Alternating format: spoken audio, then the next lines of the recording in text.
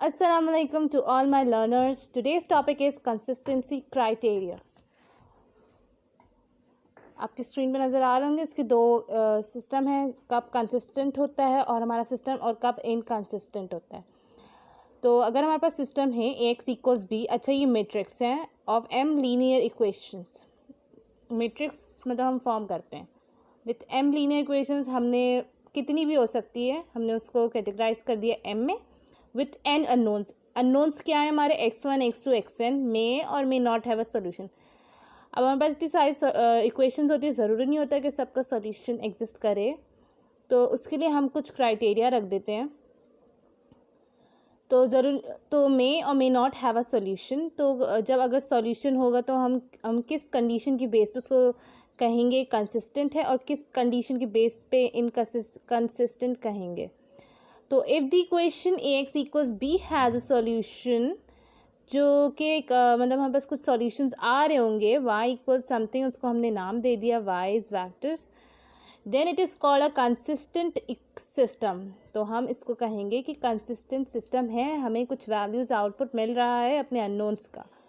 लेकिन अगर इससे ऑपोजिट हुआ, मतलब if the system has no solution, that is if there does not exist a vector y which satisfies the equation A x equals B, हमें कोई vector ही नहीं मिल रहा है, या मिल रहा है तो आर्बिट्रेरी मिल रहा है, या ज़ीरो है, तो हम अपने सिस्टम को कहेंगे इनकंसिस्टेंट।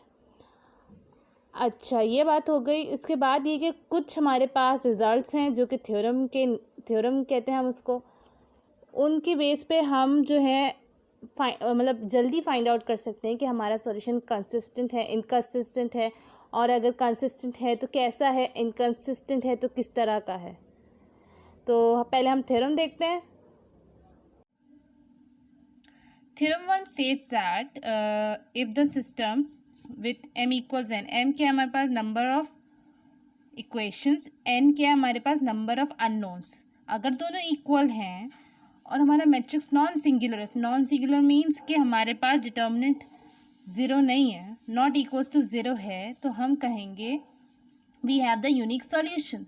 थ्योरम 1 हमें यही कह रहा है कि पहले हमारे पास क्या कंडीशन हो, नॉन सिंगुलर हो, और हमारे पास क्या हो, सेकेंडली हमारे पास नंबर ऑफ अननोन्स इक्वल हो नंबर ऑफ अननोन्स इक्वल हो नंबर ऑफ इक्वेशन से। ठीक, अब हमारे पास जो थ्योरम 2 है वो क्या स्टेट करता है, उसकी स्टेटमेंट कुछ यूँ है, वो हमें कंसिस्टेंसी क्राइटेरिया के बारे में बता रहा है।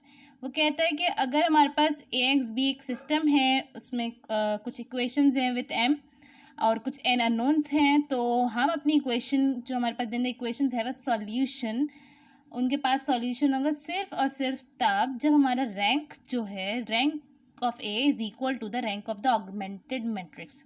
ये बात क्या हुई कि हमारा रैंक क्या होता है, नंबर ऑफ नॉन ज़ीरो रोज, ठीक है, और या हम लीडिंग वंस भी कहते हैं। नंबर ऑफ नॉन ज़ीरो रोज जो है हमारे पास, नॉन ज़ीरो रोज वो इक्वल हो रैंक ऑफ ए, जो हमें ओरिजिनल मैट्रिक्स गिवन है, ऑगमेंटेड मैट्रिक्स ए बी, जो कि हम उस पर कंप्यूटेशन अप्लाई करेंगे, यानी कि हम उसको इक्लॉन फॉर्म बनाएंगे तो हमारा ऑगमेंटेड मैट्रिक्स बन जाएगा। दोनों का अगर हमारे पास रैंक सेम होगा तो हम कहेंगे कोई ना कोई सॉल्यूशन एग्जिस्ट करता है। नाउ व्हाट थ्योरम 3 क्या स्टेट कर रहा है यहाँ पे, वो कह रहा है कि हमारे पास एक होमोजीनियस इक्वेशन सिस्टम है और हमारे पास ये इक्वेशंस वेरी कर रही हैं विथ एम, और अननोन्स हमें नहीं पता कहाँ तक वेरी कर रहे हैं विथ, इन्होंने एन आर्बिट्रेरी लिया हुआ है, सही है। तो इनके पास नॉन ट्रिवियल सॉल्यूशन कब होगा, जब हमारे पास m जो है लेसर देन n हो। m मतलब नंबर ऑफ इक्वेशंस, n जो है number of unknowns which is x1 x2 and xn। Now here's the theorem number 4। A system of m homogeneous linear equations ax equals 0 if n variables has a non-trivial solution if and only if the rank of a is less than n। Homogeneous linear system है हमारे पास, ठीक है, और with n variables and non trivial solution कब हो रहा है हमारे पास, जब हमारे पास रैंक है, हमारा जो मैट्रिक्स गिवन है वो लेसर देन है नंबर ऑफ अननोन से, राइट। अब हम कुछ क्वेश्चन कर लेते हैं ताकि हमारे ये थ्योरम की एप्लीकेशन देखने किस तरह अप्लाई हो रहा है।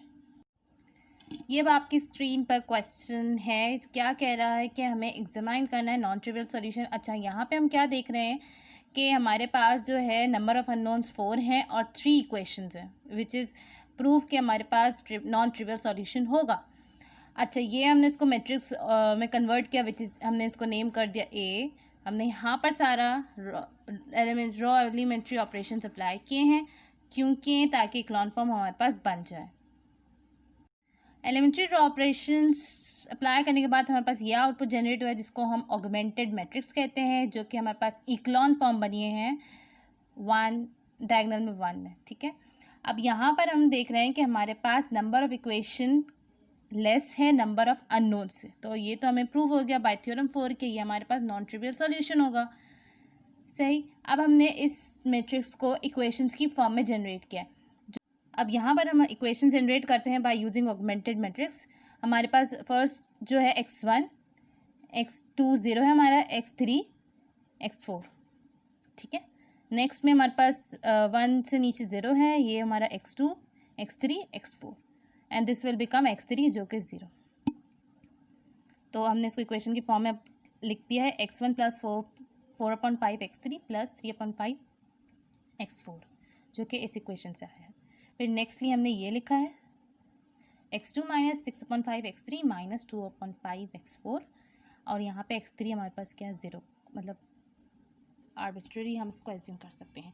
अच्छा, फिर नेक्स्ट हमने क्या इम्प्लाई किया है कि हमने बाकी वैल्यूज़ को राइट हैंड साइड पे ले गए हैं। यहाँ पर हमारे पास x3 x4 जो है एक आर्बिट्रेरी अननोन कह सकते हैं, हम इसको अपनी तरफ से वैल्यूज़ देकर हम इससे x1 x2 की वैल्यू फाइंड आउट कर सकते हैं, लेकिन आप अपना सॉल्यूशन यहाँ तक स्टॉप कर सकते हो।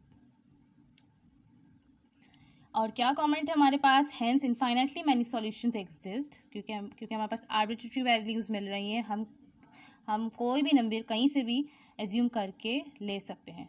Hence infinitely many solution exist by assigning arbitrary value to any of the unknown say x4 and x3 as well. इधर x3 नहीं लिखा हुआ है। अच्छा, एक और बात ये कि हमारे पास सॉल्यूशन यूनिक भी हो सकता है। यूनिक मीन्स हर अननोन की कोई ना कोई वैल्यू होगी, और ये दो ही सॉल्यूशंस जो हैं आपको फ़िलहाल अभी नज़र आएंगे। ठीक, उम्मीद है कि आप लोगों को समझ आया होगा। For any query you can freely comment. Thank you so much.